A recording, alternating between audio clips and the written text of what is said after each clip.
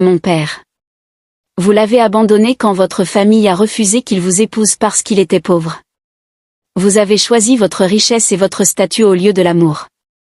Mais il ne vous a jamais oublié, Madame Fatou. Et moi non plus.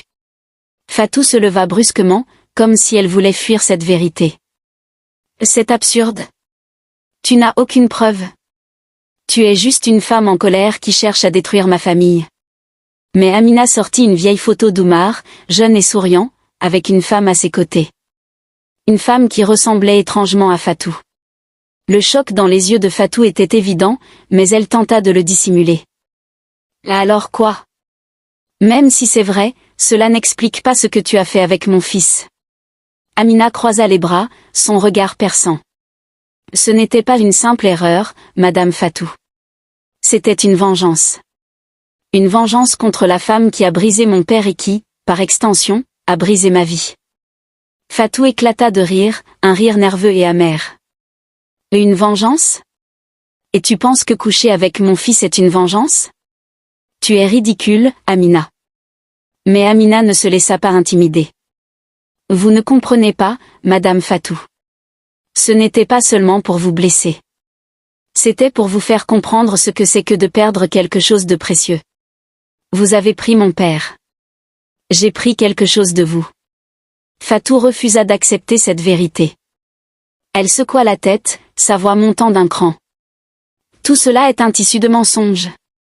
Tu veux juste salir mon nom et détruire ma famille. Mais je ne te laisserai pas faire. Elle se tourna vers Kofi, qui était resté muet jusqu'à présent, comme figé dans le temps. Kofi, dis-lui qu'elle ment. Dis-lui que rien de tout cela n'a de sens. Mais Kofi, les yeux remplis de confusion et de douleur, murmura. Maman, et si elle disait la vérité? Fatou recula comme si son fils venait de la frapper. Toi aussi, tu te retournes contre moi? Kofi secoua la tête. Non, maman. Mais toute ma vie, j'ai cru que tu étais parfaite, que tout ce que tu faisais était juste. Maintenant, je ne sais plus quoi penser. Pour Kofi, cette révélation était un coup dur. Non seulement il devait affronter la honte de ce qui s'était passé avec Amina, mais il devait aussi réévaluer tout ce qu'il savait de sa mère.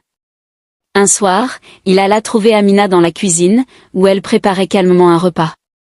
Amina, pourquoi ne m'as-tu rien dit plus tôt, demanda-t-il, son ton mêlant colère et tristesse. Elle le regarda avec un mélange de tendresse et de gravité. Parce que ce n'était pas le moment, Kofi. Tu étais encore sous l'ombre de ta mère, incapable de voir les choses telles